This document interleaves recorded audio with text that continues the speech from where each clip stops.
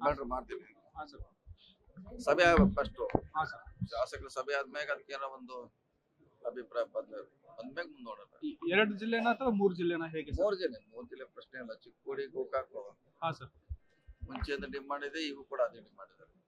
ಅಲ್ಲ ಸರ್, ಈಗಾಗಲೇ ಬೈಲಂಗಲ್ ಕೂಡ ಮಾಡ್ಬೇಕು ಅನ್ನೋದು ಒಂದು ಒತ್ತಾಯ ಅದು ಇದೆ. ಗೊತ್ತಿಲ್ಲ, ಅದು ಆಮ್ಯಾಗ ಬಂದದ್ದು. ಒತ್ತಾಯ ಇದೆ ಸರ್. ಅದನ್ನೇ ಆಮ್ಯಾಗೆ ಬಯಲಂಗಲ್ ಅದು ಈಗ ಬಂದದ್ದು. ಇವು ಮುಂಚೆ 20 ವರ್ಷದಿಂದ ಇವು ಬೇಡಿಕೆಯಲ್ಲಿದೆ ಮತ್ತೆ ಎಲ್ಲ ವರದಿಯಲ್ಲಿ ಕೂಡ ರೆಕಮೆಂಡ್ ಆಗಿದೆ.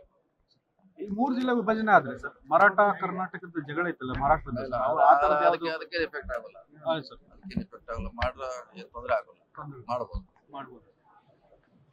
Okay sir. ಇನ್ನೊಂದು ಸರ್, ದೇಶ ಭಾಷಣ ವಿಚಾರ ಇವತ್ತು ಬಿಜೆಪಿ ಆಕ್ಷೇಪಗಳನ್ನು ಎತ್ತಾ ಇದೆ. ಯತ್ನಾಳ್ ಅವರು ನನಗೋಸ್ಕರನೇ ಈ ಬಿಲ್ ತಿಂದಿದ್ದಾರೆ ಅಂತ ಆರೋಪ ಮಾಡ್ತಾ ಇದ್ದಾರೆ ಸರ್. ಹಾಗೇನಿಲ್ಲ, ಎಲ್ಲಾ ಧರ್ಮಕ್ಕೆ ಎಲ್ಲ ಜಾತಿಯಲ್ಲಿ ಯಾರು ಒಬ್ರು ಭಾಷಣ ಮಾಡ್ತಾರೆ ಅವ್ರಿಗೆ ಅನುವಾಸಿತ ಹೊರತಾಗಿ ಬಿಜೆಪಿ ಅವ್ರಿಗೆ ನಮ್ಗೆ ಅಂತ ಹೇಳಲಿಕ್ಕೆ ತಪ್ಪದು.